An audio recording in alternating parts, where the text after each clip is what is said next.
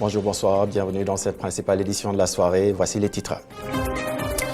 Nous sommes donc le 4 avril. Le Sénégal aux couleurs du drapeau national, vert, jaune, rouge et l'étoile verte à 5 branches au milieu.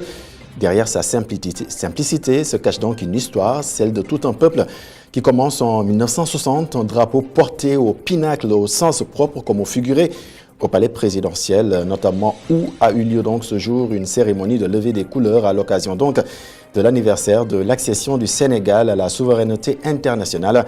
Une première sous l'ère Bassirou Diomaye Faye. Nous ouvrirons dès le début de ce journal une large fenêtre sur le sujet.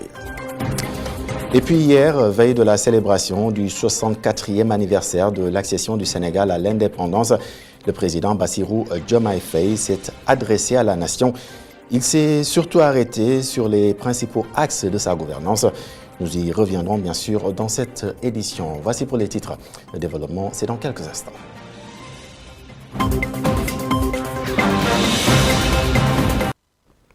Bien le bonsoir, bienvenue dans cette principale édition de la soirée. Nous ouvrons donc ce journal avec l'une des premières décisions du président Bassirou Diomaye Faye, le chef de l'État. Dans un décret signé le 3 avril 2024, abroge les décisions de nomination prises par le Conseil supérieur de la magistrature. La plus connue reste celle d'Abdoulaye Ndiaye en tant que premier président de la Cour suprême. Nous y reviendrons bien amplement dans nos prochaines éditions. Et puis ce 4 avril 2024, le Sénégal célèbre le 64e anniversaire de son accession à la souveraineté internationale, une première organisée sous l'ère de Bassirou Diomaye Faye, une cérémonie de levée des couleurs que le chef de l'État a présidé au palais de la République. Et à son arrivée, le président Bassirou Diomaye Faye a procédé à une revue des troupes avant de saluer les présidents des institutions nationales, un cérémonial marqué par sa sobriété. Et puis la sobriété a également donc été notée à Thiès, une cérémonie de levée des couleurs présidée par le gouverneur de la région. L'occasion a été donc saisie par le chef de l'exécutif régional pour évoquer les défis sécuritaires de la capitale du rail, compte rendu Isidore Alexandre Senna.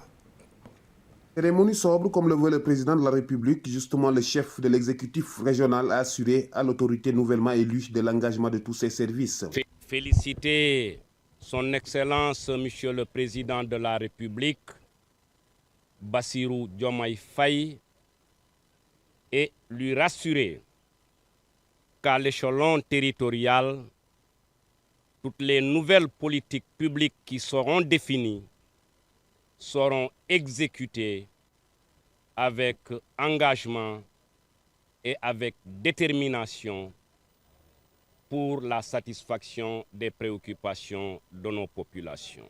Oumar Mamadou Baldé n'a pas manqué de rendre un vibrant hommage aux forces de défense et de sécurité. De me réjouir de la célébration de notre 64e anniversaire de l'accession à la souveraineté internationale. Et ensuite, féliciter le colonel commandant de la zone militaire, de même que l'ensemble des forces de défense et de sécurité.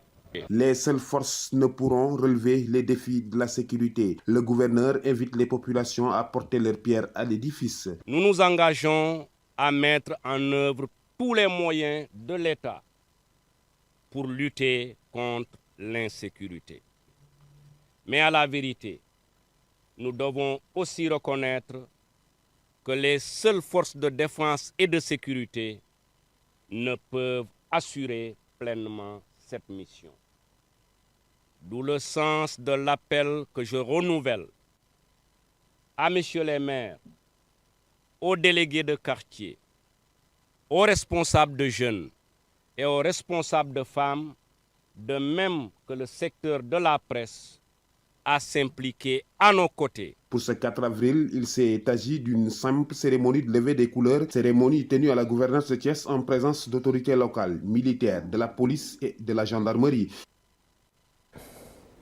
Isidore Alexandre Sen et puis Matam a également célébré dans la simplicité le 64e anniversaire de l'accession de notre pays à la souveraineté internationale. Après avoir formulé des vœux à l'intention du chef de l'État nouvellement élu, le gouverneur de la région a salué le rôle important que les forces armées jouent.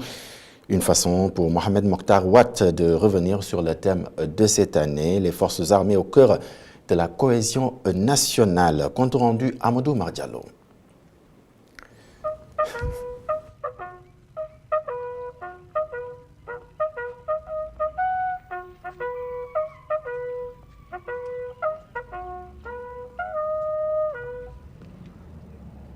C'est dans un contexte particulier que Matam a célébré le 64e anniversaire de l'accession de notre pays à la souveraineté internationale. Après la levée des couleurs, le gouverneur Mohamed Mokhtar Ouatt a entamé sa communication par des vœux de réussite au président de la République nouvellement élu. Je profite de l'occasion au nom de l'ensemble de la région de Matam et au mien propre pour formuler des vœux de réussite à M. le Président de la République qui vient juste donc de prendre fonction. Nous formulons également des prières pour non seulement sa réussite, mais également qu'Allah, le Tout-Puissant, lui accorde la force et la clairvoyance de conduire à bon port la barque Sénégal. À travers les thèmes retenus pour cette 64e célébration de l'accession de notre pays à l'indépendance, Matam en est une illustration, selon le gouverneur de la région. La région de Matam constitue un exemple à travers donc ce thème. Je ne veux pour cela évoquer que la fête traditionnelle du 13e bataillon qui est établie ici donc au camp de Ourossogui, parce qu'à l'occasion, à chaque fois, les éléments en fait de ce bataillon nous grandifient d'un plateau culturel à travers lequel nous distinguons l'ensemble des expressions culturelles donc des ethnies de notre pays. Ce 64e anniversaire, dont le thème intitulé « Les forces armées au cœur de la cohésion nationale » a été marqué par la prise de fonction récemment de Bassirou Diomaye Faye à la tête de l'État. Et puis dans le sud du pays, à Sédhiou précisément, les couleurs nationales sont portées au pinacle à l'occasion donc du 64e anniversaire du Sénégal, une occasion pour le gouverneur de la région de rendre hommage aux forces de défense et de sécurité. Suivant les précisions du gouverneur de Sédhiou, il s'appelle Serigne Babacar Kane et il s'exprime au micro d'Ousmane Demba.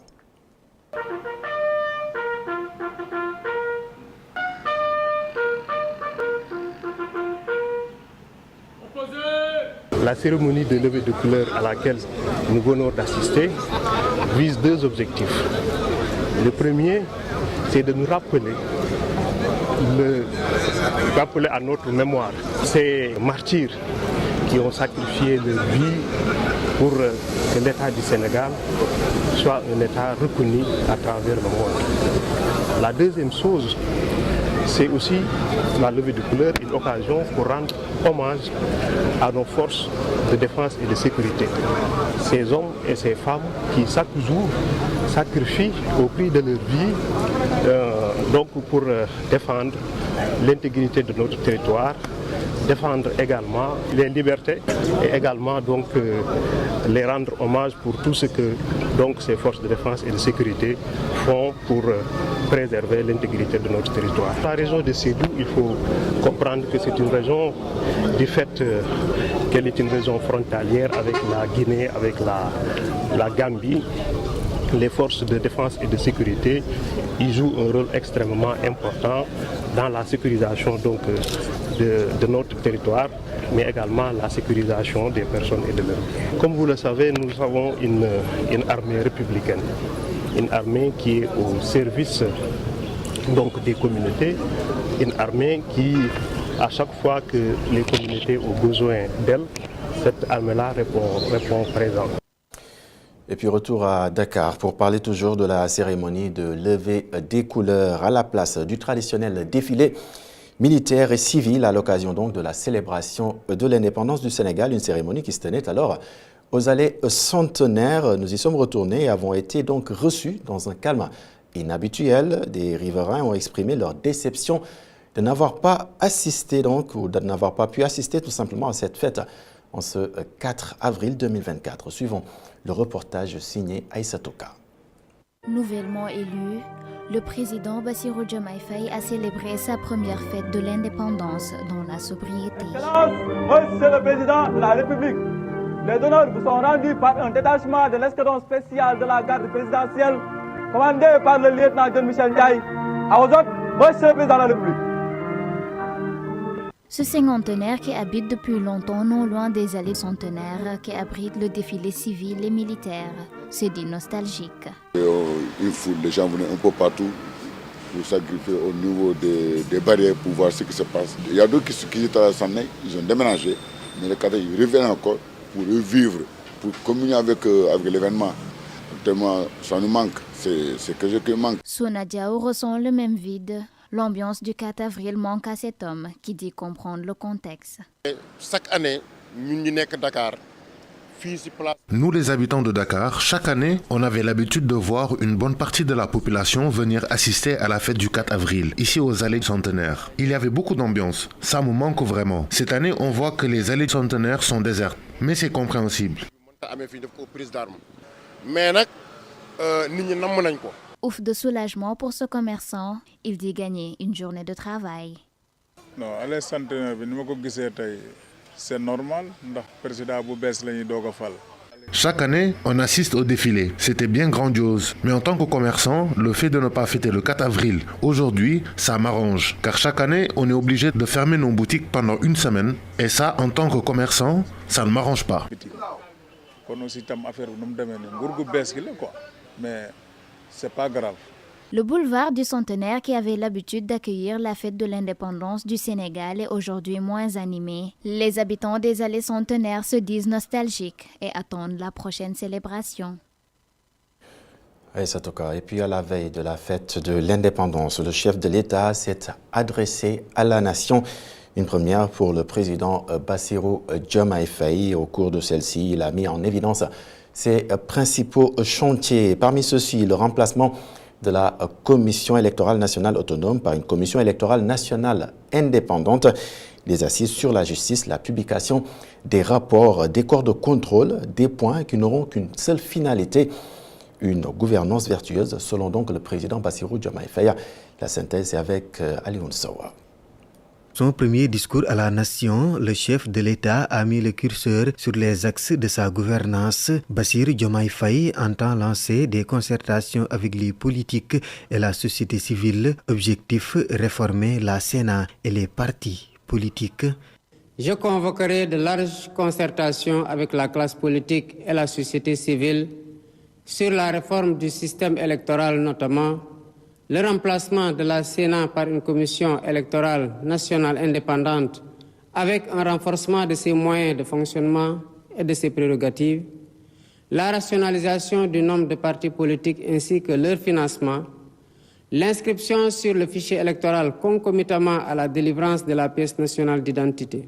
La justice, très décriée par les citoyens ces dernières années, le président de la République compte redorer son blason. Bassirou Diomaye Faye compte organiser des assises avec les acteurs concernés. J'entends organiser des assises regroupant les professions du métier, magistrats, avocats, huissiers, greffiers et autres auxiliaires de justice, les professeurs d'université et les citoyens, pour identifier des pistes de solutions aux problèmes de la justice. D'autres aspects qui tiennent à cœur le nouveau président, l'instauration d'une gouvernance vertueuse.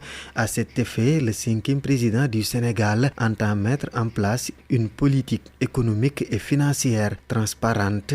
La lutte sans répit contre la corruption, la répression pénale de la fraude fiscale et des flux financiers illicites, la protection des lanceurs d'alerte, la lutte contre le détournement des deniers publics et le blanchiment d'argent, l'amnistie des prête-noms et leur intéressement sous condition d'autodénonciation, la publication des rapports de l'IGE, de la Cour des comptes et de l'OFNAC. De même, je ferai procéder à la divulgation de la propriété effective des entreprises extractives. Le 64e anniversaire de l'indépendance du Sénégal, fêté 2 jours après la prise de fonction du nouveau président, raison pour laquelle Bassirou Diomaye Faye compte en faire une cérémonie de levée des couleurs sobres et symboliques au palais de la République. Et puis le nouveau président de la République promet également d'apporter des réponses efficaces à l'emploi des jeunes. Dans ce sens, Bassirou Diomaye Faye annonce, en collaboration avec le secteur privé national, des mesures importantes. Il dit en faire une priorité. Suivons ces précisions. Notre vibrante jeunesse, cœur battant de la nation, restera au centre de mes préoccupations.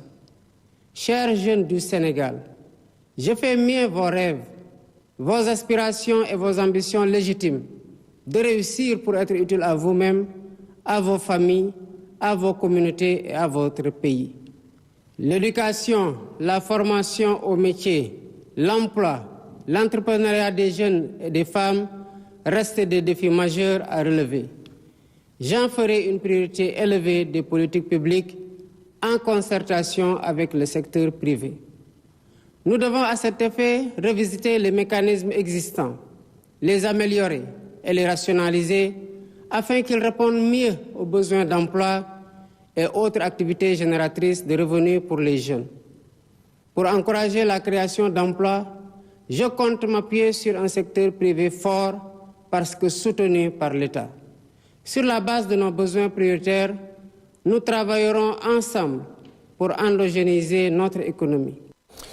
Et puis en ce qui concerne le coût de la vie, le nouveau président de la République prévoit des solutions structurelles. Le tout nouveau locataire du Palais de la République annonce de larges consultations, oui, avec les différents acteurs, mais pas seulement. Il annonce également des mesures importantes pour permettre aux ménages de surmonter ces difficultés. Nous suivons toujours le président de la République. Les Sénégalais sont braves, mais ils sont fatigués et attendent de nous des solutions contre la vie chère.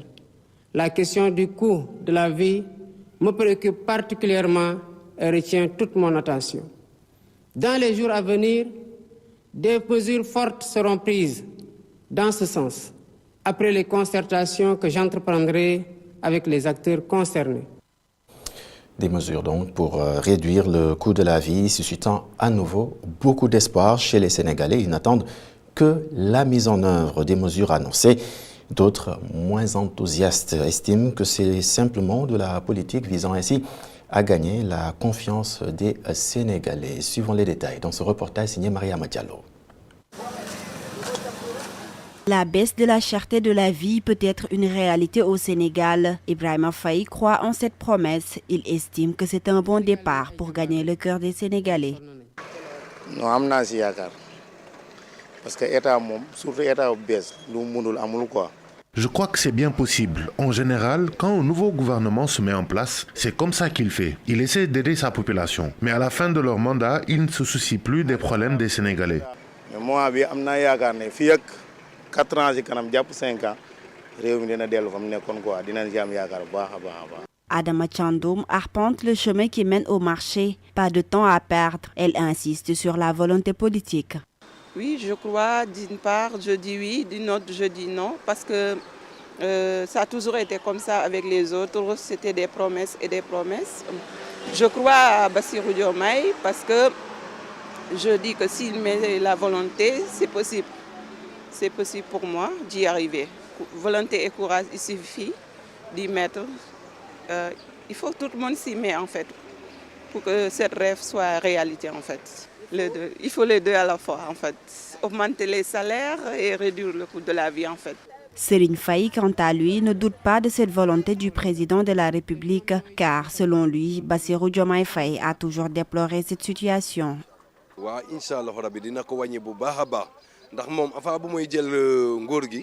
Il va réduire la cherté. Déjà, il le disait avant d'être élu. Et j'ai espoir qu'il va renforcer le secteur de l'agriculture. Et c'est la base de tout. Il s'est toujours préoccupé des difficultés liées à la cherté de la vie des Sénégalais.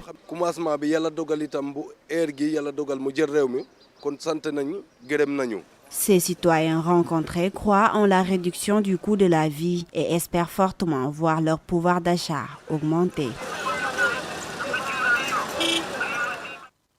Et c'est donc cet élément signé Mariama Diallo qui marque le point final de cette édition. Merci de l'avoir suivi. Excellente soirée, excellente suite des programmes sur la télévision d'ici et d'ailleurs. Et surtout, prenez bien soin de vous.